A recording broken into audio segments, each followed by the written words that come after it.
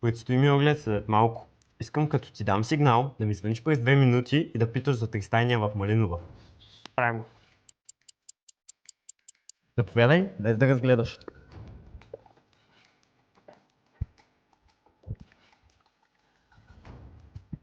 Това е дневната, която ти е, както виждаш, предишните собственици, те си оставили за хоум офис, извинявам се. Ало, за тристайния в Малинова, след малко ще ви звънна.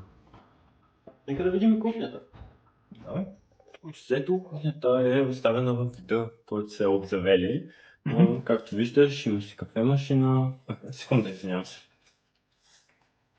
Дали е свободен апартамента? Ами аз даже в момента съм на него с клиент. Ама той ще купува. Сега?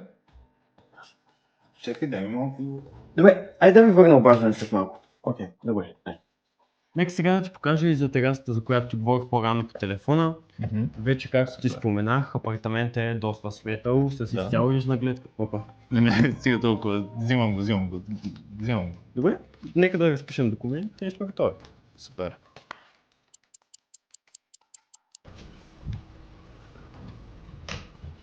Какво стана? Проработи ли? Как да не бе, нали ма знаеш какъв съм експерт? И ти един леко да се почерпиш.